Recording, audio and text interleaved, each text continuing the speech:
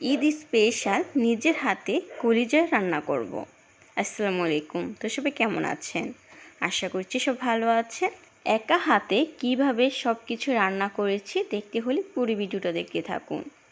প্রথমে কলিজা রান্নার জন্য আদা রসুন পেস্ট অ্যাড করে দিয়েছি। তারপর পরিমাণ মতো হলুদের গুঁড়া দিয়ে মেরিনেট করে রেখেছি। তারপর পরিমাণ মতো তেল অ্যাড করে দিচ্ছি। তেলটা দিয়ে আবারও মেরিনেট করে নিব। আস্তে আস্তে সবগুলো উপকরণ অ্যাড করে দিব। তো মরিচের গুঁড়া, ধনিয়ার গুঁড়া, জিরার গুঁড়া, মশলার গুঁড়া দিয়ে একসাথে মেরিনেট করে নিব। এইভাবে হাতে মাখানো কষানো মাংস এবং কলিজা খেতে আমার কাছে খুবই ভালো লাগে। আপনাদের কাছে কেমন লাগে অবশ্যই কমেন্ট করে জানাবেন। আমার কাছে খুবই আনন্দ লাগছে, নিজের হাতে আজকে কলিজা রান্না করব। তো মেরিনেট করে নিয়েছি, মেরিনেট করে রেখেছিলাম আধা ঘন্টার জন্য। আধা ঘন্টার পর দেখুন ফাইনাল লুক। তো একটি বড় পাতিলে পেঁয়াজ কুচি, তেজপাতা, এলাচ, দারচিনি, লবঙ্গ, পরিমাণ মতো তেল অ্যাড করে দিয়েছি। পেঁয়াজটাকে এখন ব্রাউন কালার করে নিতে হবে।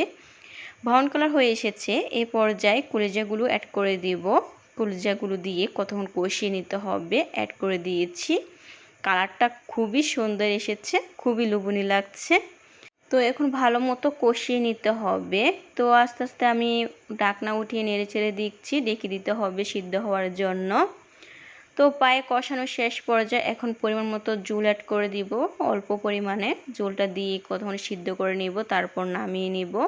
কালারটা কতটা লোভনীয় লাগছে, খেতে ভীষণ মজা ছিল, অনেক মজা হয়েছিল। নিজের প্রশংসা নিজেই করে নিচ্ছি।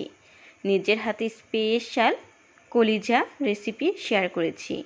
আশা করছি আপনাদের কাছে খুবই ভালো লাগবে। আমার রেসিপিটি আপনাদের কাছে কেমন লেগেছে অবশ্যই কমেন্ট করে জানাতে ভুলবেন না। তো ফাইনাল লুক, আমি কি রান্না করেছি, এখানে গরুর চর্বি থেকে তেল উঠিয়ে রেখেছি, আর এখানে ভাজা মাংস ভেজে রেখেছি, চর্বিতে ডুবিয়ে রাখবো। আর এখানে গরুর মাংস রান্না করেছি আর কলিজা আলাদা করে রেখেছি। আমি অনেক কিছু রান্না করেছি একা হাতে। আমার কাছে খুবই ভালো লেগেছে, রান্না করতে খুবই ভালো লাগে।